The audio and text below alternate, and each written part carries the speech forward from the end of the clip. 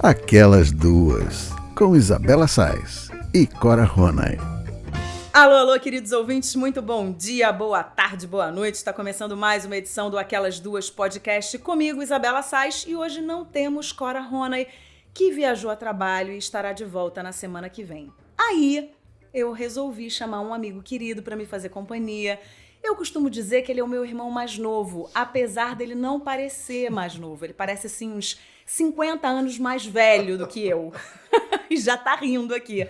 Ele foi meu companheiro de rádio ao vivo, junto com o Léo Jaime, e eu tenho o prazer de dizer que estou aqui na casa dele, de Fernando Caruso, Caruru pros íntimos. E aí, Caruru? Que felicidade! Tô muito feliz de estar aqui, não só de estar aqui gravando o podcast com a Isabela, mas também da Isabela estar gravando um podcast, que é algo que eu falei já para ela várias vezes que ela devia fazer, que ela devia começar, que eu achava que essa mídia tinha tudo a ver com ela. E ela falava, vou ver. Aí bastou a Cora falar, vamos fazer, aí ela vai e faz. E esquece que fui eu que falei, desde o início. Como é que foi que você falou? Que eu falei? Eu falei, vou ver. Essas coisas de jovem. Aí não... Gente, olha só, eu preciso dizer uma coisa aí, pra vocês. não, peraí, que eu não acabei. Ai, não só ela aceitou, assim, o convite da Cora imediatamente, esqueceu que eu que tinha falado pra ela fazer isso várias vezes, como ela chamou o Léo Jaime antes pra gravar com ela e não me chamou, não pediu nem permissão, não falou nem, olha, eu vou chamar o Léo Jaime, mas depois eu vou te chamar. Não, eu tive que descobrir na internet mesmo, no Instagram. Descobri pelo Instagram, olha exatamente, que absurdo, tipo como é que você não me contou? Traído. Fernando Caruso, é o seguinte, você é muito ciumento. Eu já te conheço há muitos anos. Eu sei, você é um ariano porreta, entendeu? Daqueles muito ciumentos. Gente, ele é muito ciumento. A primeira foto que ele viu, eu lá, Léo Jaime, eu e Léo cantando Eu Preciso Dizer Que Te Amo. Aí deu aquele ciúminho, aquela coisa assim, aquele sangue que subiu. Aí ele vem e me manda tudo, me manda mensagem, me manda inbox. Eu escrevi. Como assim eu não participei desse programa? Calma, querido, calma, que você vai chegar lá. Sabe o que acontece? O quê? Vou tocar a real. O Léo Jaime mora janela com janela. Ah, é uma coisa de panelinha mesmo. É mais perto, entendeu? Tá. Eu atravesso a rua, tô na casa dele. Sim, é por isso que eu volto a insistir que você deveria gravar os podcasts remotamente. Tá bom, vou gravar. Sem precisar ir na casa das pessoas, beber toda a água de coco delas, tá? Poder fazer por Skype mesmo. Já bebi muita água de coco, gente. Tá uma delícia. Aliás, pena que Corinha não tá aqui, porque Corinha ia adorar. Ia tomar essa água de coco toda também. Ia fazer uma bagunça com a gente. Quando ela voltar, vamos ver se a gente consegue fazer isso de novo, porque aí eu quero muito também ir na casa dela pra brincar com os gatos delas todos. 8 gatos. 8 gatos. 8. Eu acompanho todos no Instagram. Todos no Instagram. E você acompanha no Aquelas Duas podcasts também, que sempre tem uma foto de um gato pra lá e outra pra cá. Sim. Olha só. Tá tudo bem? Tudo bem. A vida tá boa? Tá boa. Melhor agora, que eu tô te vendo. Muito tempo que a gente não se vê. Ai, que tava delícia. com saudade, Isabela. Eu também tava com muita saudade. Muito gostoso estar aqui com você. E eu tenho que contar para os nossos ouvintes que você que escolheu a pauta do programa todinha. Gente, eu não falei nada. Ele falou, eu quero falar disso e daquilo. Só dei só uma sugestão que ele aceitou, graças a Deus. E aí depois ele falou, não, eu quero isso, quero aquilo, quero relembrar os velhos tempos. Sim. E tá aqui, o programa acontece? Tá pronto para você. Isabela já começou o podcast, tem o quê? Em 6 meses, começou em maio. A gente começou em maio. E ela já tá de saco cheio, não quer mais fazer pauta, não quer mais fazer... Aí, quando um convidado sugere, ela fala, ai, claro, graças a Deus. Ai, ainda bem. Mentira, a gente tem a Juju. Olha, a Juju, a nossa produtora, chiquérrima, a nossa produtora é internacional, ela mora no Paraguai. No Paraguai, cara. Olha no aí, Paraguai. cara. Tá incrível, né? Tá super internacional. Tá incrível, uma produção paraguaia. Juju é que ajuda a gente demais nessas pautas, mas dessa vez você fez a Juju ficar, tranquilaça. Ela pôde curtir um pouco o Paraguai. Curtiu o final de semana no Paraguai. Juju, esse foi um presente pra você, tá? Então vamos que vamos. Tá preparado? Tô preparado. Então, nem lembro o que eu falei que eu queria falar, mas tô empolgado pra falar. Assim que é bom. Eu gostava muito quando a gente fazia o programa na rádio, e eu aprendi a fazer rádio com a Isabela, então eu tô muito feliz de estar garoto. aqui. Que a gente chegava pra gravar e... Claro, a própria Juju tinha pauta também, porque ela também trabalhava no programa. Ela é meu braço direito há muitos Juju anos. e Isabela preparavam uma pauta. Eu e Léo, a gente não sabia nada. Nada, zero. E o programa fluía.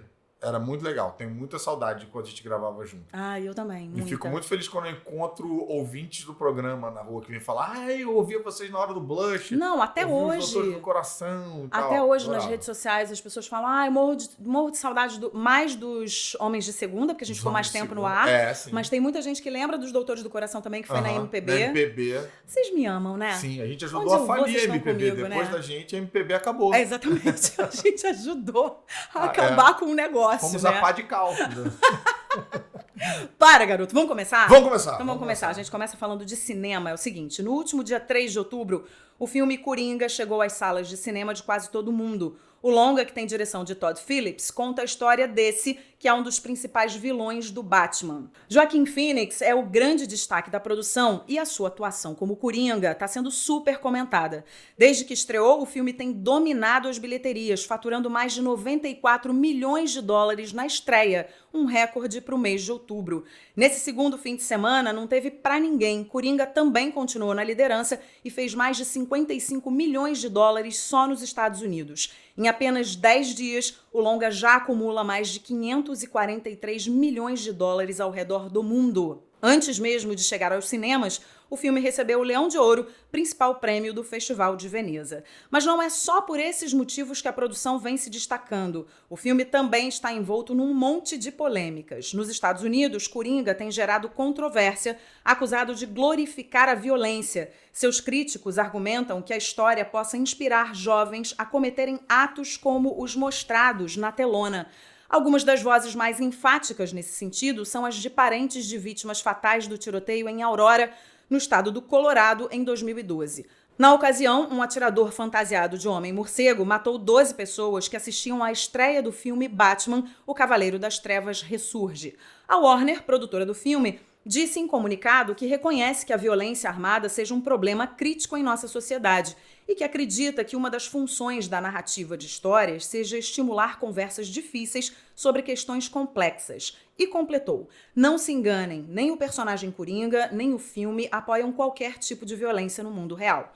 A polêmica em torno do filme foi tão grande que, por cautela, vários cinemas americanos decidiram reforçar a segurança de suas salas para a estreia. Em Nova York, Los Angeles e Chicago, policiais estiveram presentes do lado de fora das salas de exibição.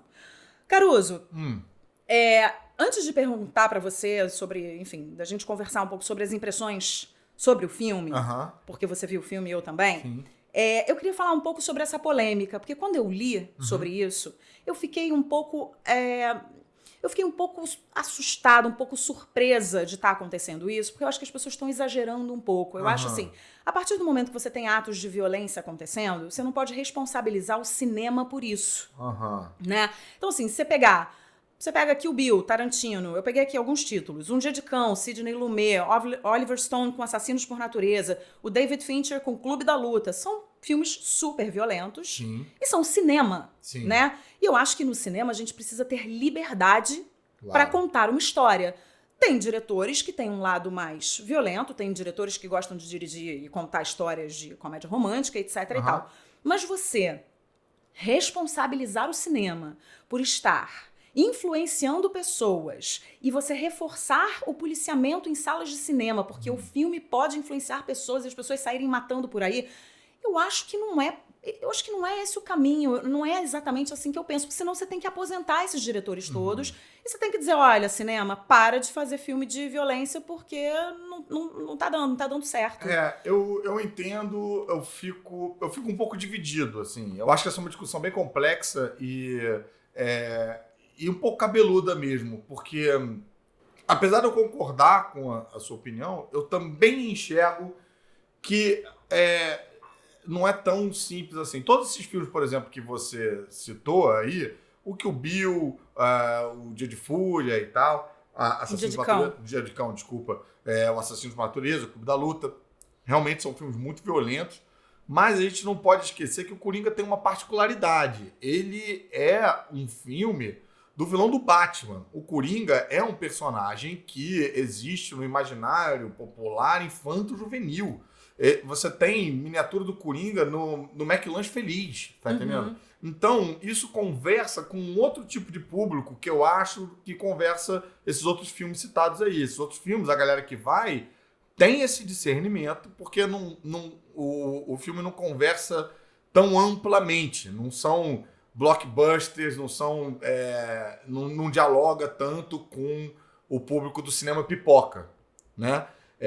Quando você coloca Coringa no título e tal, cara, você tem, por exemplo, muito mais criança interessada a ver, pedindo para os pais para levar, e os pais até pensam, tipo, meus filhos já viram várias coisas, tá aqui que tem, vou junto. E já vi relatos de uma galera também se surpreendendo com o filme, né? Porque também, de novo, o Coringa ele tem uma outra particularidade que é a maneira como a violência é representada. Você pega aqui o Bill, a violência ela é apresentada meio como entretenimento, como um filme de ação. É plástico, é uma coreografia, às vezes tem humor. Ela não parece tão consequente quanto a violência que é apresentada no Coringa. A violência apresentada no Coringa é uma violência bem realista, assim. Eu acho ela, apesar dela ser, isso é bem curioso, apesar dela ser em menor quantidade do que o Bill você tem o tempo inteiro, a né? porradaria louca do início do filme ao fim, né? Coringa você tem menos cenas violentas, mas a maneira como o diretor representa muito bem e a tensão que gera e tal, te coloca, é imersivo de um jeito, te coloca dentro da sala de cinema de um jeito diferente. E o Coringa, ele é um personagem muito humano, né? Na verdade, ele é, pelo menos no filme do Todd Phillips, ele é muito humano. Ele é um cara ali à margem da sociedade, que num primeiro momento ele tá tentando sobreviver de alguma maneira, tentando explicar para as pessoas quem é ele e por que ele faz determinadas coisas. E ele não consegue porque ele não é enxergado, ele é invisível, como muitas pessoas. Eu acho o filme muito atual por conta disso, né? Porque fala de uma sociedade em que tem muitas pessoas absolutamente esquecidas e colocadas num canto, que ninguém olha para essas pessoas, essas pessoas estão gritando, pelo amor de Deus, por socorro, ninguém socorre, ninguém olha para elas porque não é conveniente olhar. E aí é que eu acho que traz humanidade para esse personagem, e aí é o que você tá falando. Como traz humanidade, você se identifica muito mais com esse personagem. Mas eu também acho que o histórico do Coringa, o Coringa é um personagem violento, né? Ele é um personagem obscuro, né? Mas a forma como o filme conta não tá relacionado com o que o Coringa é. Porque, assim, esse Coringa do cinema não tem nada dos quadrinhos. O cara inventou tudo do zero. Então, toda essa humanização que é colocada aí e a condição clínica dele, ele quer mostrar o cartãozinho que explica e tal... Nada disso existe. Foi um personagem criado ali, muito bem criado. Muito bem construído, cinema, né? Mas, em termos de adaptação de personagem de quadrinho, meio ultrapassa, porque ele não está usando nada do cânone. E o Coringa, nos quadrinhos, ele sempre tem uma oposição, né? A gente nunca tem, normalmente, quando tem uma história do Coringa, a gente nunca tá dentro da cabeça dele. É sempre tipo alguém descrevendo as coisas que ele tá fazendo. Você tem uma forte oposição do próprio Batman. E nesse filme não tem. Você tem só ele no protagonismo, né? Sim, Tem uma história que é muito famosa, que é o que chega mais próximo de uma origem definitiva do Coringa, que é a Piada Mortal, que é um quadrinho do Alan Moore. Apesar de ser Batman, com roupinha de Batman e tal, é super adulto, porque era uma época que eles estavam fazendo uns quadrinhos de super-herói até mais adultos e tal, aonde você tem um certo insight de como funciona a cabeça dele, mas o tempo todo o Coringa... A premissa dessa história é o Coringa quer provar para o Batman que qualquer num dia ruim, pode virar o Coringa. Essa é a premissa da revista. Então ele sequestra a filha do comissário Gordon, faz loucuras com ela para tentar enlouquecer o comissário Gordon, para provar que o comissário Gordon pode virar o Coringa também e que isso não é uma coisa exclusiva dele. Sim, que todo mundo tem seu monstro dentro de si que não e que pode despertar a qualquer momento. Que não é ele que é o psicopata do... Sim. Não, todo mundo tem isso, é só uma questão de despertar e tal, e a história meio que vai todo por esse caminho. E isso propõe um diálogo, onde você tem um contraponto, onde você segue uma parte da revista pensando, caraca, eu acho que o Coringa tá certo. Eu acho que todo mundo pode virar o Coringa e tal. Mas aí você tem o contraponto do comissário Gordon, o contraponto do Batman. As coisas ficam mais equilibradas para você ter uma decisão balizada. Sim, nesse filme você não tem contraponto. Não tem contraponto. E você tem uma glamorização ali.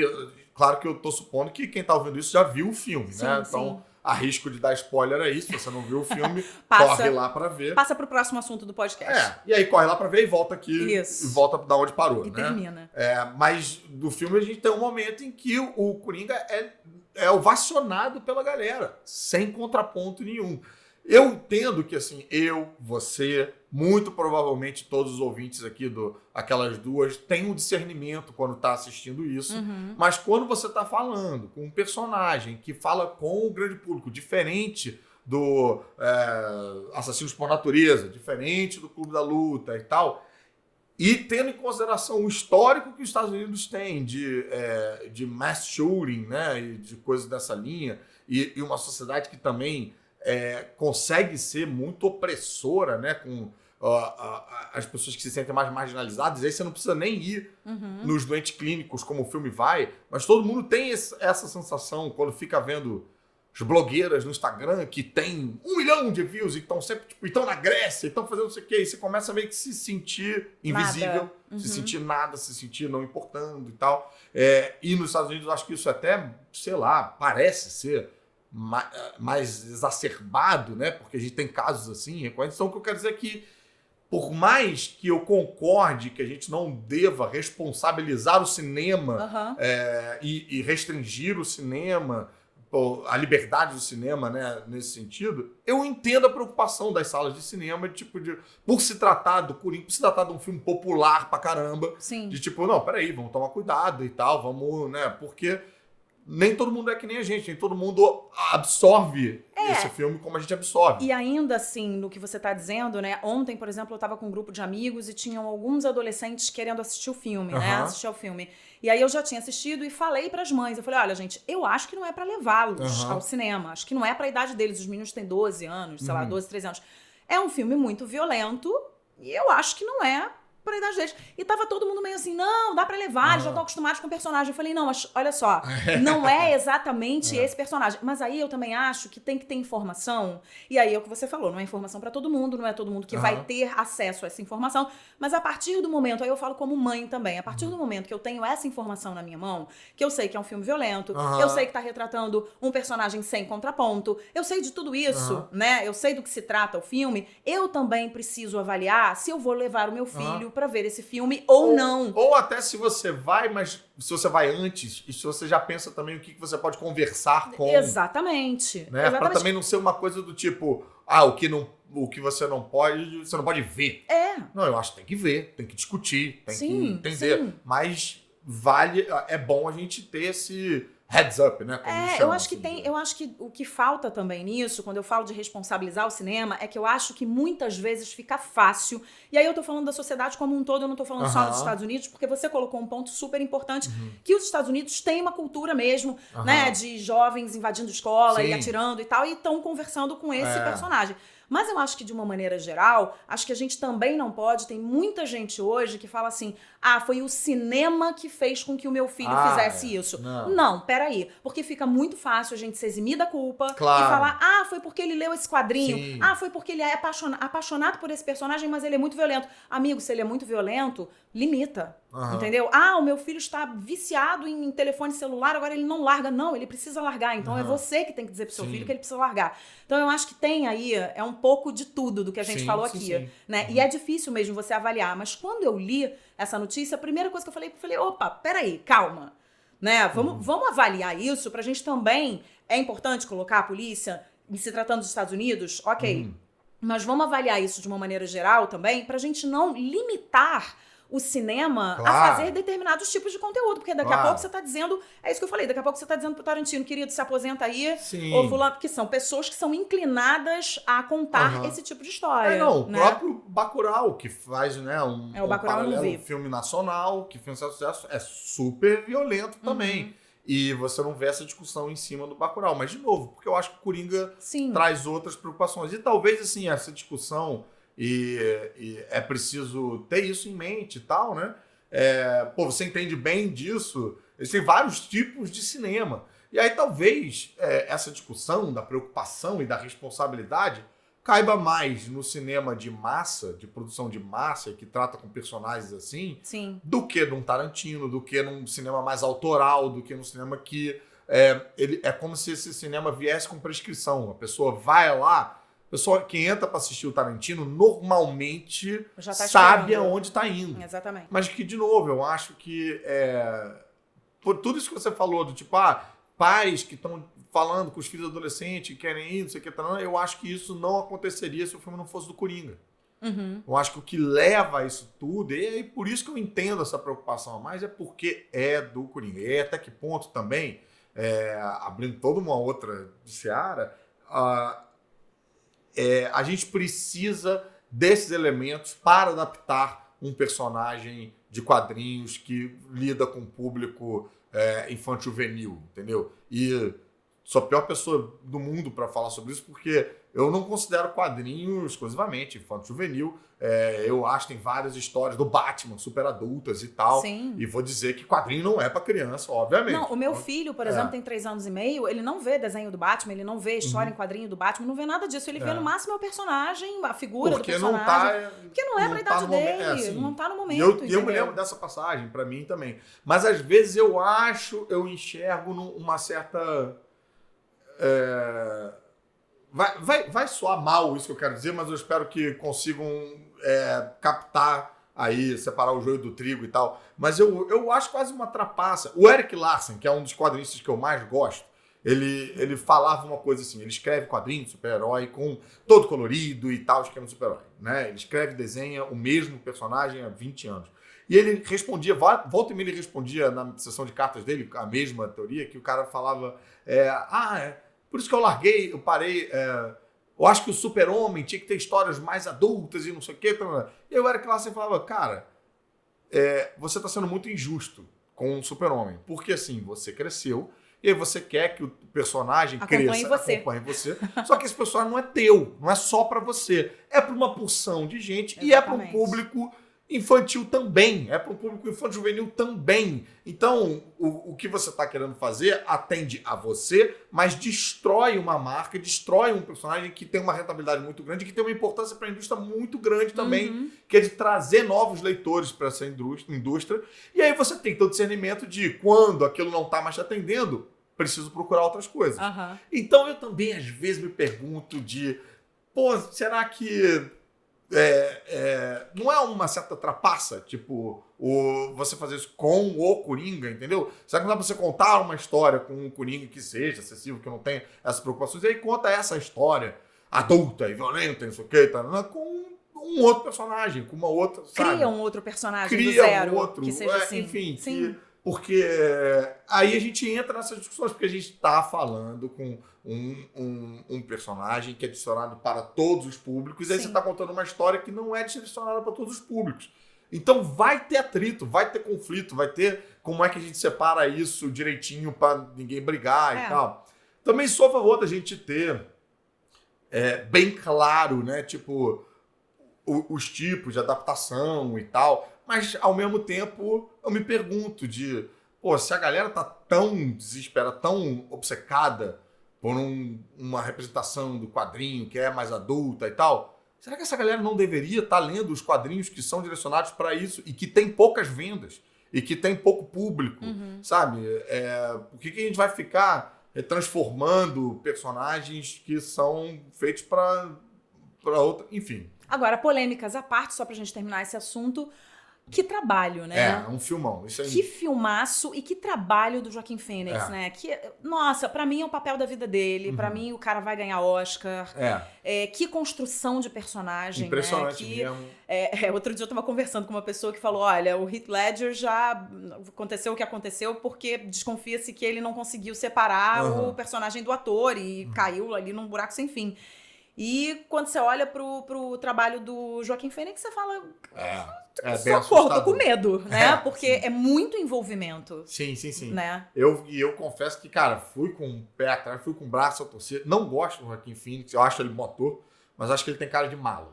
Eu acho que todas as entrevistas que eu vi dele, tudo, eu acho ele muito egocêntrico. Tem aquela história lá do Johnny June, que é a biografia do Johnny Cash. E que você vê que ele claramente fez porque ele queria ganhar o Oscar, queria concorrer. E quem foi indicado foi a Reese Witherspoon. E ganhou, né? E ela ganhou. Ganhou e ele não foi. tipo, indelicado pra caramba e tal. Então, eu fui muito querendo não gostar, mas, cara, tive que dar o braço a torcer. Ele tá genial, realmente, muito impressionante. E fico tranquilo que acho que, diferente do Heath Ledger, Joaquin Phoenix não morre antes da cerimônia. Não mesmo. Eu tô rezando. Não, se ele for indicado, bicho, ele faz um detox, vai chegar lindo e maravilhoso. Vai chegar, vai engordar um pouquinho, porque ele emagreceu muito pro filme, ele tá né? louco pra essa estatueta, já tem um tempo já, que ele tá empenhado nisso aí. Ai, tá certo. Então vamos mudar de assunto e agora a gente fala sobre um outro tema que foi sugerido pelo nosso querido Fernando Caruso, que é censura nas artes. Olha aí.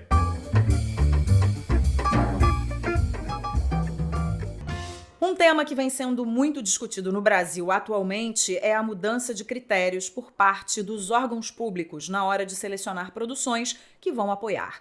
A Caixa Econômica Federal, por exemplo, teria estabelecido censura prévia, com pessoas acompanhando a posição política dos atores e diretores para saber o posicionamento deles. O presidente da Caixa, Pedro Guimarães, teria dito que as obras não podem ter posicionamento político. No que diz respeito à Ancine, o presidente Jair Bolsonaro já criticou algumas produções, como o filme Bruna Surfistinha, e determinou que, abre aspas, não veremos mais certo tipo de obra por aí. Fecha aspas. Como disse Merval Pereira na coluna do último dia 9, para Bolsonaro, não é censura, isso é preservar os valores cristãos. E o presidente ainda deixou claro, abre aspas, se quiserem fazer filmes pornográficos, façam com dinheiro próprio e não com dinheiro público. Um sistema intervencionista que leva à autocensura dos dirigentes de órgãos que temem punições. E nem isso é novidade. Merval lembra que outros governos também tentaram controlar a produção cultural, impondo contrapartidas sociais às obras. Merval diz, abre aspas, o presidente Bolsonaro vê a área de cultura aparelhada pela esquerda e quer fazer o seu próprio aparelhamento ideológico pela extrema-direita. Mas por que o governo tem que se meter nisso? Quem é capaz de dizer o que é arte e o que não é? O que é relevante e o que não é? O que deve ser dito, o que é valor, o que é bom ou não? O que é político ou não? Os grandes pensadores e poetas da humanidade têm pensamento político, têm pensamento crítico. Quais são os critérios para saber o que é aceitável dentro disso para o governo? Onde fica a liberdade de expressão? Aliás, como pode existir arte sem liberdade, Fernando Caruso? Não pode. Isso de novo, também é uma situação muito cabeluda, muito polêmica, porque o discurso do camarada aí, ele é muito persuasivo e palatável, assim, né? É muito fácil de você falar, gente, quer fazer de um jeito que quer fazer o seu negócio, faz com dinheiro próprio. Realmente, tudo parece muito simples quando você coloca dessa maneira. Mas é muito mais complicado. É muito difícil você fazer cinema com dinheiro próprio. É proibitivo. Não tem como.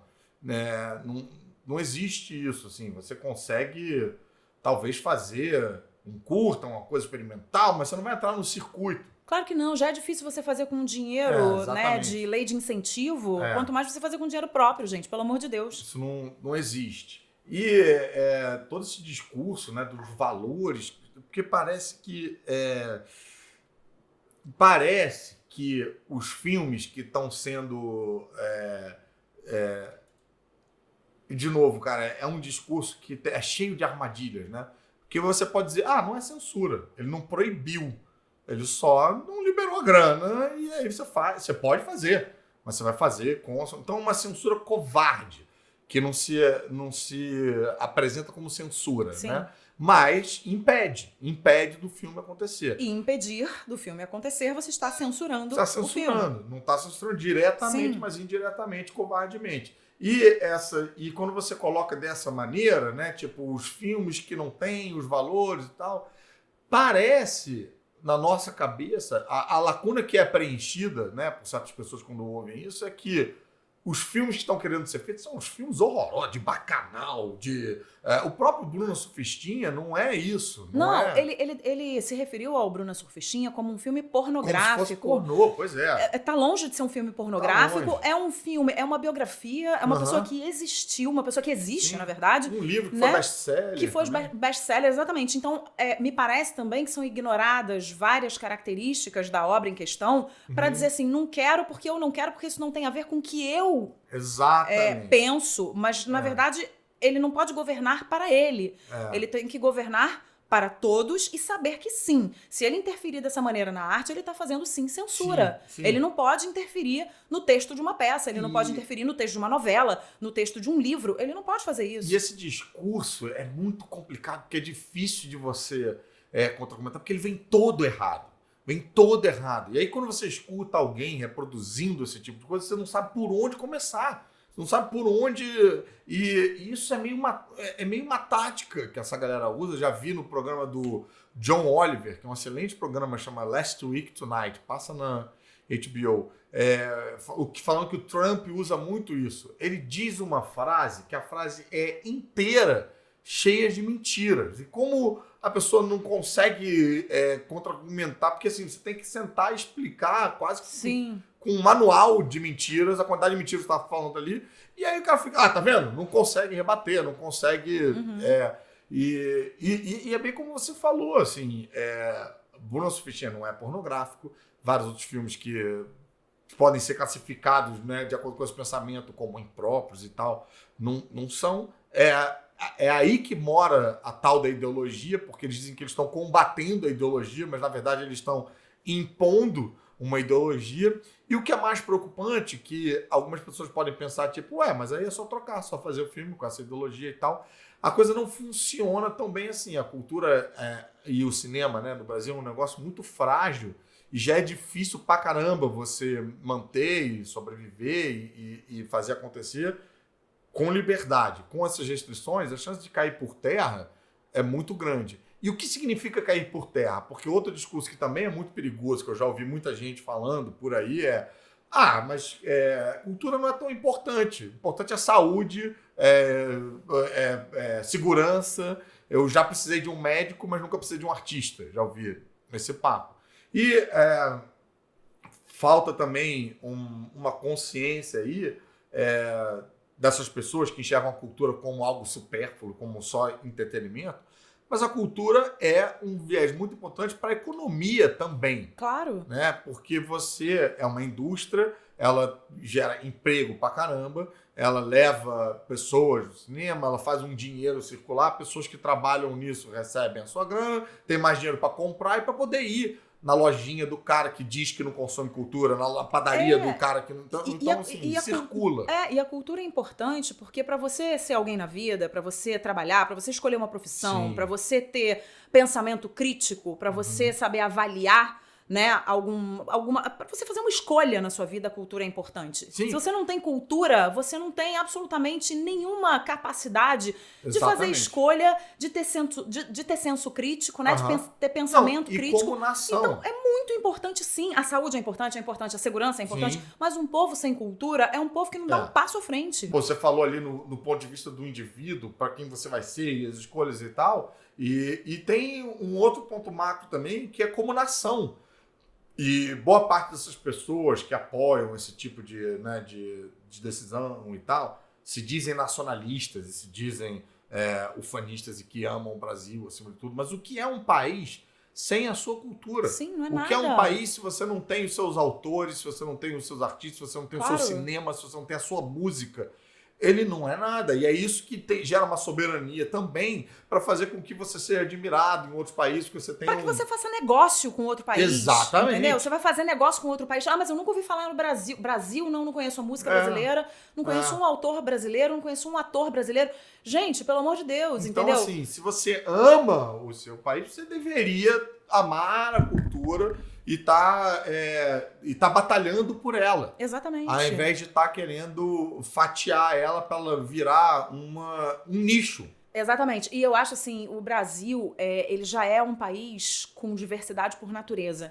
E você querer matar essa diversidade, seja nossa. qualquer tipo de diversidade, seja diversidade cultural, seja diversidade de gênero, seja diversidade de qualquer coisa, de raça, de tudo. Nós somos um povo tão variado que você querer matar isso, que você tirar o recurso que um festival LGBT ganhou, Nossa, você, isso é um horror. sabe? É um horror. É você colocar, é você querer pegar uma parcela da sociedade, colocar de lado e dizer vocês não importam.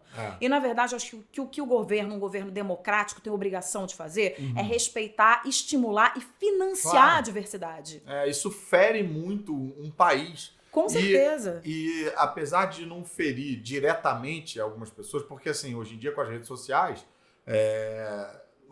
as pessoas ganham mais voz e tal, e quem tem mais seguidor acaba tendo mais voz e tal, e os artistas acabam sendo muito apedrejados, né? Porque eles estão vociferando isso, e as pessoas falam, os artistas agora só querem saber defender o deles e tal, e acabou a mamata, né? O que eles falam como se houvesse uma mamata que não... como se ator, né? Como se diretor, como se as não fosse a pessoas coisa todas mais dessa difícil área do não mundo. ralassem muito pra conseguir alguma coisa. E é surreal, porque normalmente a mamata, quando ela existe, ela normalmente atende o público de direita. É tipo o fulano políticos, não sei o que usa uma lei de incentivo para bancar o próprio casamento, né?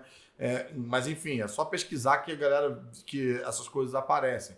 E aí, como os artistas estão falando isso, tipo, parece, mas é muito chato, o artista fica brigando, só fica falando disso e tal. Mas é porque isso realmente é muito importante. Você pode achar que não fere diretamente você, mas vai ferir indiretamente. Em algum momento, isso desmorona e vai virar um problema. Porque, como a gente estava falando, cultura significa identidade de um país, significa também economia. E aí, se afunda a economia, cara, vai bater na sua porta isso aí. Exatamente. Então, você pode não trabalhar com o cinema, mas é bom você estar preocupado com isso também. Claro.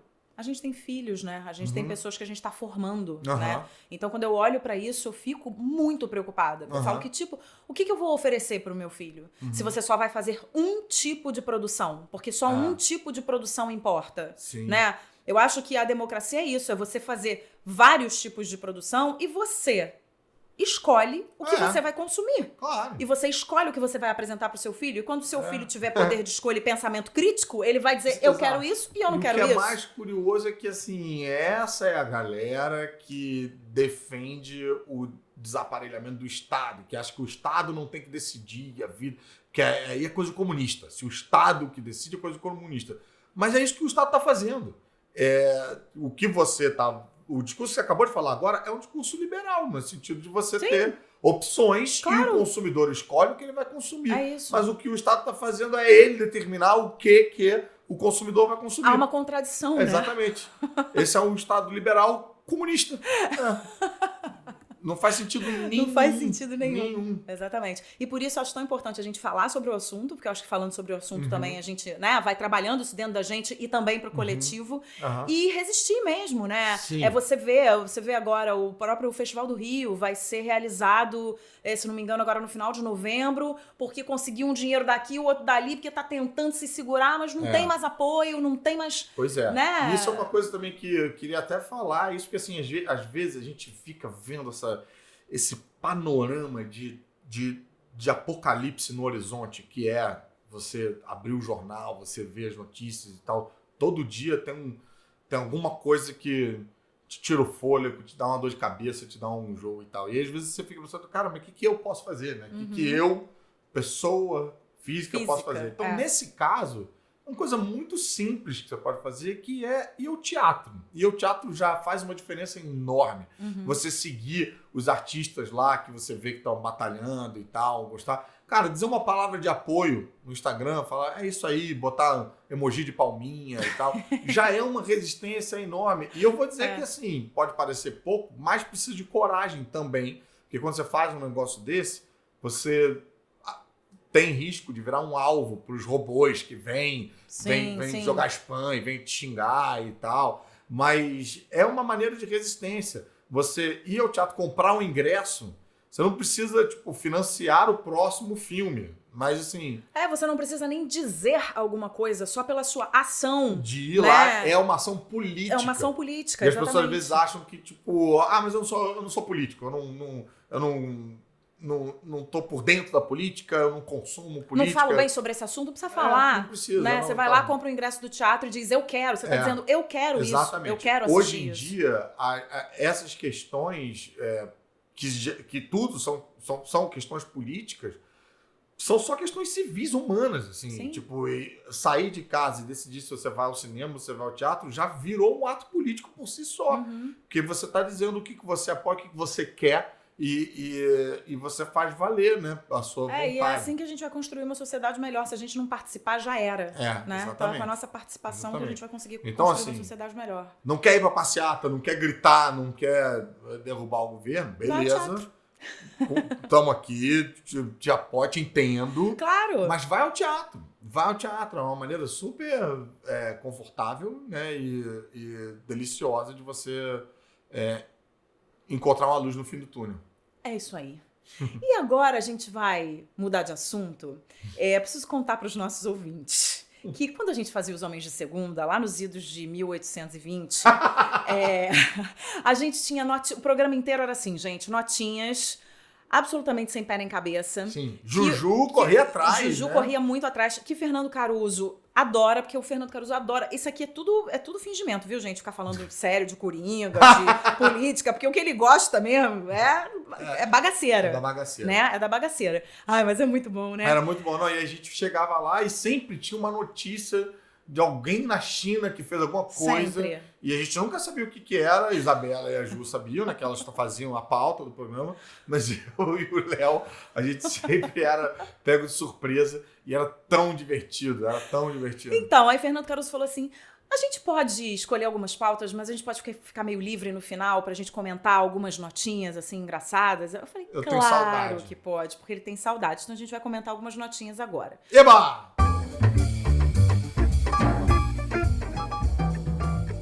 Em Massachusetts... Começamos bem. Fala, Massachusetts, bem rápido. Massachusetts. Gente, ele treinou. Nos Estados Unidos... Sempre Massachusetts. Sempre Massachusetts. Não me pede pra falar muitas vezes, não, que eu já vou me atrapalhar aqui. Olha, um crime curioso deu o que falar. Uma pessoa invadiu uma casa, fez uma faxina completa e foi embora. Sem levar absolutamente nada. O morador da casa, Nate, de 44 anos, disse à imprensa que esqueceu a porta aberta. Ao chegar em casa, percebeu que as camas estavam feitas, os tapetes aspirados e até os banheiros estavam limpos. A polícia chegou a investigar o caso, mas não achou os suspeitos. As autoridades acreditam que um serviço de limpeza tenha entrado na casa por engano.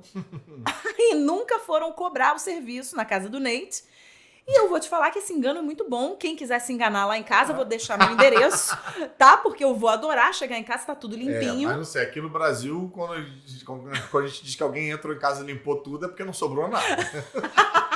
É um pouco diferente, né? Diferente. É melhor a gente ir para os Estados Unidos e pedir que isso aconteça lá, né? Só em Massachusetts mesmo. Só em Mas o Nate deixou aberto. Eu acho que o Nate agora nunca mais vai trancar a casa, né? Nunca mais. Que coisa de louco, cara. E eu gosto de pensar que existe essa possibilidade, claro, que a polícia está suspeitando, né? De um serviço de limpeza, viu? Tá destrancado porque é para limpar. Mas eu gosto mais de pensar na possibilidade de um vizinho do Nate que achava que o Nate era um porco. E que já tava há um tempo já falando, mas esse cara não arruma isso. Mas esse copo tá em cima dessa mesa de centro, tem 3 dias, pelo amor de Deus. Aí passou, viu a porta aberta e falou, é agora. Vou limpar. E é isso. E aí foi. Foi, tipo a Mônica do Friends. Tá bom. Eu gostei dessa ideia. E depois eu vou deixar meu endereço nas redes sociais. Quem quiser passar lá e faz uma limpeza completa. É o faxineiro vigilante. O faxineiro vigilante. Agora ouve essa. A americana Cristina foi convidada para ser madrinha do casamento de sua irmã. Peraí. A americana, ela é Christina. Christina. Yeah. Oh, sorry. A americana Christina foi convidada para ser madrinha do casamento de sua irmã. Posso ler assim agora? Tava demorando. E a noiva disse que ela poderia escolher o traje que quisesse. A Cristina levou a dica ao pé da letra e apareceu no casório fantasiada de Tiranossauro Rex. Fernando Caruso, não dá. Pois é, uma daquelas fantasias infláveis que parecem uma boia. E aí, o caso aconteceu lá no estado de Nebraska, a foto da cena viralizou e a Cristina garante que a noiva e os convidados encararam super bem a brincadeira e que a fantasia foi dada como presente à noiva bem-humorada. Ou seja, você vai lá, fica na beca pra casar, sua irmã aparece de T-Rex e tá tudo certo. Eu não sei não, porque assim, realmente... A noiva devia conhecer a Cristina, né? Na hora que ela fala, pode ir do que você quiser, e a Cristina falou, posso ir do que eu quiser mesmo. É a irmã dela, é a irmã, menino. Então, a irmã dela que foi sabe no T-Rex. bem o bicho que tava lidando ali, entendeu? Então, quando ela vê o olhinho brilhando, perguntando, mas posso ir do que eu quiser mesmo? Ela sabe que, lá vem, Cristina vai aprontar de novo. Olha, se você, por exemplo, quisesse aparecer no meu casamento do jeito que você quisesse, eu jamais permitiria. Você sabe. Porque eu te conheço. Você não pode falar isso pra mim. Eu te conheço e eu sei que não vai vir coisa Falando boa. isso pra Cristina Dinossauro Rex também não é uma boa ideia. Não é uma boa. Mas eu acho que ela sabia, então por isso ela liberou. Mas eu, por exemplo, porque a gente sabe que é muito delicado. No casamento, o centro das atenções é a noiva. Claro, gente, ela tirou Não pode todo o ser olhar o da Tiranossauro noiva. Rex. Mas foi, né? Se fosse aqui o meu casamento, cara, parece um Tiranossauro Rex, a Mariana fazia cair outro meteoro pra causar outra extinção. Imagina o álbum de casamento dessa pessoa. Só vai ter T-Rex. Vai ter uma fotinho dela lá no canto e o resto é tudo T-Rex fazendo cara de boca. E o T-Rex tentando comer bolinha de queijo com aquelas mãozinhas curtinhas que não, que não vai conseguir consegue pegar, né? Complicado. Tá certo. Olha, a nossa última nota é a seguinte. Eu deixei a melhor pro final. Ah, meu Deus. Essa foi no tô até Canadá. nervoso. Essa foi no Canadá. Um adolescente de 16 anos deu uma desculpa um tanto inusitada para tentar justificar o erro. O jovem disse aos policiais, presta atenção, Fernando Caruso, que o pararam, que ele tinha comido muito frango empanado e precisava urgentemente de um banheiro. Por isso ele estava em alta velocidade, né? Presta atenção. Segundo o registro da polícia, o rapaz dirigia um Camaro e chegou a atingir 170 km por hora. Caramba. Por causa do frango empanado. Vai bolando a piada aí. Apesar da desculpa, a polícia multou em R$ 2.800 pela velocidade e R$ 600 por dirigir sem supervisão. E ainda mandou um recado importante para a comunidade. Nenhuma desculpa é admissível para andar acima do limite de velocidade, ora bolas. Estão pensando o quê? Qualquer frango assado? Não, ele deve ter se confundido aí. Ele tá dirigindo um Camaro, não tava dirigindo um Cagaro, né? E, cara, um cara desse tá claramente cagando pras leis, não é? É isso, gente, tá vendo? Não consigo nem falar depois. Perdemos Isabela. Não, gente, olha, uma das coisas mais legais de trabalhar com o Fernando Caruso é o seguinte, você vem com uma nota, que você acha que ele vai fazer uma coisa assim, poxa, que engraçado e tal. Cara, ele vem com uma tirada e é muito rápido. Esse menino é de uma rapidez. Não é muito rápido, não. Não, é rápido. Rápido é o canadense com o frango empanado no estômago. Eu tive que foi tempo. A 170, Você tava elaborando aí a notícia, deu tempo. Eu quis te dar tempo. Falei, vai elaborando aí a piada, né? Uhum. Mas é isso. Então não comam frango empanado, porque isso resulta em multas de trânsito. É o que a gente pode concluir. É o que a gente tira. O que a gente tira da lição de moral que a gente tira desse programa. Não comam frango empanado. É frango empanado mesmo? Frango empanado. Frango empanado. Frango empanado... Foi, Caruso. Não, frango empanado mexeu com você? Fez um barulho ali, eu fiquei preocupado. Então, não comam frango empanado. No Canadá. No Canadá. Isso é muito importante. Você que tá indo ao Canadá tirar férias... Aparentemente, no Canadá, os banheiros são muito distantes. Que precisa que você vá a 170 km por hora pra arranjar um lugar pra cagar. Porque E ele ficou pobre, o menino, porque ele foi multado numa grana, né? Já tinha morrido na grana do Camaro e do frango empanado. E agora da multa. Agora da multa. Já era. Muito bem, Fernando Caruso, estamos chegando ao final do nosso programa e temos as dicas. Você pensou em dicas? Eu te dei dever de casa. Eu falei, você pensa numa dica qualquer coisa, teatro, o seu podcast que você tem que falar. O Fernando Caruso tem um podcast também muito bacana, que é o Podcrastinadores. Muito bem, Isabela! Cara, mas ninguém acerta esse nome de primeira, não. Sempre precisa de uma edição pra... então. E fala do seu podcast, fala de alguma dica que você queira dar. E no final a gente sempre fecha com uma dica de música que a gente bota na nossa playlist, que a gente tem uma playlist maravilhosa no Spotify. Tá bom. Tá? Então diz aí. Então tá. Vou fazer todo o meu jabá, isso vai demorar uns 20 minutos. Ih, não dá não, porque já tá no... Vai não, vou cortar. Não, vamos. Vou cortar. O quê? Não vai cortar, não. Vou cortar a dica. Paulão, não corta, tá? É o seguinte, eu tenho podcast também, se você tá aí ouvindo podcast e tá desesperado ou desesperada, porque eu não consigo esperar uma semana inteira pro próximo Aquelas Duas, você pode me ouvir no Podcastinadores, que está no Spotify, está no site podcastinadores.com.br. A diferença é que o meu podcast é sobre filmes e séries de TV. A gente lançou recentemente um episódio inteiro falando sobre o Coringa, esmiuçando o filme cena por cena. A gente vai cena por cena falando o que a gente achou, o que aquela cena significou pra gente e tal. Então, 2 horas aí de material. Então tem lá, você procura. Tem um com o Léo Jaime falando de trilhas sonoras. De trilhas sonoras, muito legal. Recomendo bem. Também tô na rádio, na Rádio Mix, fazendo o Geek Mix, falando de notícias de cultura pop, videogame, quadrinhos e filmes, essas coisas. Então a gente tá lá ao vivo. Tudo que você não gosta, né, Fernando? Tudo que eu não gosto. Nossa, ele ama. E falando nessas coisas que eu não gosto, eu tenho também um site indicando quadrinhos obscuros toda semana. Toda quarta-feira eu faço uma resenha de quadrinhos. Eu fico tristíssimo porque as pessoas não deixam comentários no site. O site parece que é uma arte morta. Site é coisa do passado, e-mail é coisa do passado. Você tem que deixar nas redes sociais. Mas eu tô lá, vivendo no passado e querendo que as pessoas deixem... Em algum lugar do passado, tô ali em algum lugar do passado. Querendo que as pessoas deixem comentários na cavernadocaruso.com.br. Então vou ficar muito feliz de conhecer e trocar ideia com os ouvintes e as ouvintas aquelas duas. E também tem o meu canal no YouTube, que é também Caverna do Caruso, youtube.com/Caverna do Caruso. Toda terça-feira falando de assuntos variados. Tem cultura pop, muita cultura pop, mas de vez em quando a gente fala, por exemplo, de capivaras. Então, olha que interessante. 22 minutos falando sobre capivaras. de capivaras. E olha, gente, ele tem todos esses canais e ele nunca me convidou pra participar de um. Você vê como é que a vida é, porque a gente dá chance pra pessoa, a pessoa vira um grande astro do cinema por causa do podcast. Por causa do podcast. Né? Por causa do programa de rádio, entendeu? A pessoa dá um salto na carreira, a gente abre a porta pra pessoa e a pessoa não agradece, a pessoa não chama de volta. Eu chamo, mas a Isabela Sais não sabe como é que funcionam. Gente, ele quer fazer tudo mídias. remoto agora. Ela não sabe, saco, ela isso não eu sabe gosto de ligar, estar com as pessoas. não sabe ligar um Skype, não sabe como é que liga o computador. Ela guarda controle remoto na geladeira. Isso não eu faço estou mesmo. Não. Não estou mentindo. Celular. Foi o celular. Foi. Procurando o celular, onde é que tá, tá na geladeira. Isso. Ela foi com o celular na geladeira. O que eu quero? Quero isso aqui. E aí deixou o celular, como se fosse um banco, tipo, num depósito, assim. E pegou o copo d'água e deixou o celular. Então, é com esse tipo de pessoa que estamos lidando. Então, por isso é difícil trazer ela para mídias tecnológicas. Por isso que eu preciso de contato com humanos, porque se eu perder o contato com humanos, já era. Mas você pode contar com a participação da Isabela Sais do Podcastinadores, porque eu vou fazer essa ponte aí, tenho certeza que ela vai estar lá.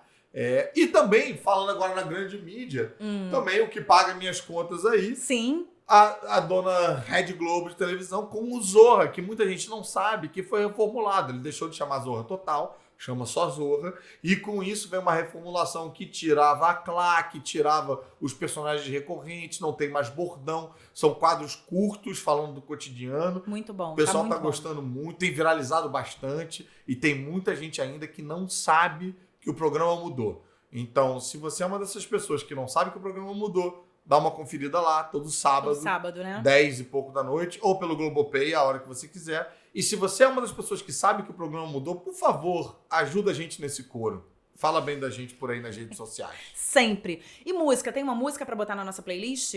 Tem. Eu quero indicar... Pode indicar qualquer coisa. Qualquer coisa. A gente não toca aqui, a gente sempre tocava música no podcast, mas quando a gente abriu o nosso perfil no YouTube, nosso canal no YouTube, tinha muita gente pedindo pra ouvir o podcast no YouTube. Aí a gente esbarra com a questão de direitos autorais. Então a gente não toca mais a música, porque a gente não pode. No Spotify a gente tocava, mas no YouTube não pode. Então a gente não toca mais a música, mas a gente insere sempre na nossa playlist. Tá. Então eu quero indicar Rio. Foi a minha dica da semana passada. Então eu vou indicar isso. Não, indica. Vou indica. trocar. Não. Esse grupo de ska francês maravilhoso. Sensacional. Salut. Achei que eu tava bancando salut. super alternativão aqui. Eu adoro cantar, né? Então, se deixar... Mas eu não vou cantar aquela música que você não gosta, não. Eu não vou fazer isso com você. Meu presente, é seu presente pra mim. TT, você já falou de TT? Não, nunca falei. Então tá, TT é um camarada, ele não é exatamente francês, ele canta francês, acho que ele é da Argélia, talvez. Tem um som também muito gostoso, pra quem gostou da indicação. Eu vou conferir, eu nem conheço. Pra quem gostou da indicação do Trio, TT eu acho que é o próximo passo aí, cara. Maravilha. Vale muito, muito, muito a pena. Então vamos caçar uma música que você gosta muito Tá. e a gente coloca na nossa playlist. Pra terminar, eu tenho dicas aqui também. Eu vi o Código Bill Gates, que é uma série nova do Netflix, em 3 episódios de 50 minutos. Adorei, achei muito interessante pra entender direito como é que funciona aquela mente do grande empresário polêmico e saber coisas também que a gente não sabia da vida dele, enfim. Tem muita gente do convívio dele que é entrevistada, a mulher é entrevistada, ele também dá muitos depoimentos interessantes e muita coisa interessante acontece no documentário. Achei super bem feito, são 3 episódios só de 50 minutos, acho que vale a pena, principalmente pra gente que não tem muito tempo, não é aquela coisa que você fica assistindo até não acabar mais. E assisti o primeiro episódio de Big Little Lies, que eu amei. Eu não sei se você já assistiu essa série. Não, a Mariana louca com essa série. Pois é, é incrível. A Mariana é a mulher do Caruso, Sim. que a gente chama de paixão. Quer dizer, o Caruso, claro, né? Mas eu também. Sim. E Mari vem, então. Já viu a primeira temporada toda? Viu Já a primeira e a deve ter segunda. Já viu a segunda? Ela enlouqueceu. Eu não vi porque é meio bad. Não gosto de bad.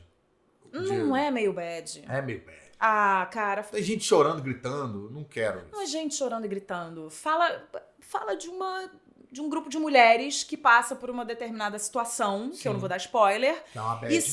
Hã? Que é uma bad a situação. Mas que é muito, muito interessante ver aquela sororidade acontecendo, ao mesmo tempo que cada mulher tem a sua característica ali, e nem todas as características são positivas, e somos humanos, e a gente se reconhece nessas mulheres. Eu acho que as mulheres tendem a gostar mais porque é um grupo de mulheres e a gente se reconhece mais nelas. Mas eu acho que isso não me impede que os homens gostem também da série, porque o Paulão assistiu comigo e adorou o primeiro episódio. Mas tem umas piadas, tem umas coisas que são muito, assim, de grupo de mulher, sabe? Sozinha, conversando e tal. É a mesma coisa que eu senti no Orange is the New Black. Que é a série das presidiárias, que eu ria loucamente, porque tem um humor ali muito maravilhoso, e tem uma coisa mesmo do universo feminino, que é muito gostoso de ver. Então eu sinto isso no Big Little Lies, e a segunda temporada tem Meryl Streep dando um show, e todas elas são maravilhosas, então eu vi o primeiro episódio, quero indicar já sem ter visto o resto, porque... Esse elenco é estelar, né? Reese Witherspoon. Reese Witherspoon, Lena Dunham, Nicole Kidman, e, enfim, tem mais um monte de gente legal, as atuações são incríveis, eu acho o roteiro muito bem amarrado, adorei esse primeiro episódio, então tá aí, o Código Bill Gates e Big Little Lies. Big Little Lies é HBO, não é Netflix, então é HBO Go. E o que eu ia falar? A música. Aí eu quero indicar, já tá na nossa playlist, a música tema de Big Little Lies, que é maravilhosa, que inclusive eu nem sei o nome, nem sei quem canta. Mas tá aí a indicação. Mas tá lá. Não, peraí, deixa eu ver aqui. Pronto, pesquisamos o nome da música e é Cold Little Heart. E fala o nome do artista aí, Caruso. Michael Kiwanuka. Michael Kiwanuka. Vai lá, pesquisa, tá lá. Cold Little Heart é a música dos créditos iniciais de abertura do Big Little Lies e é muito, muito boa. É isso.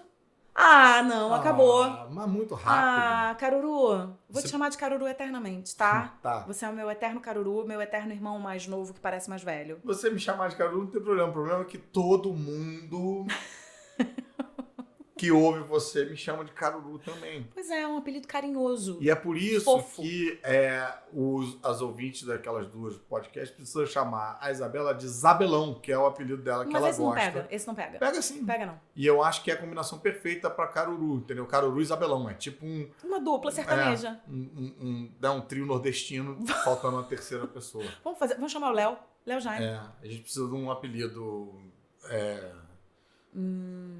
da terra pro Léo Jaime, entendeu? Tá, vamos criar e depois a gente Vamos conta criar, pra ele, sim. tá?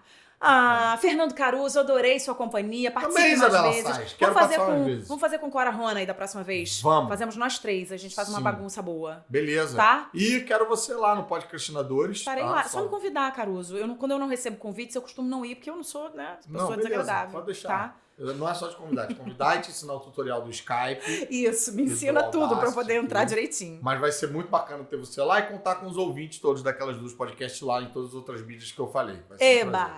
Um beijo muito grande pra você e até a próxima. Até a próxima, que venha logo. Valeu, semana que vem Cora Rona está de volta. Beijo, queridos ouvintes, até lá.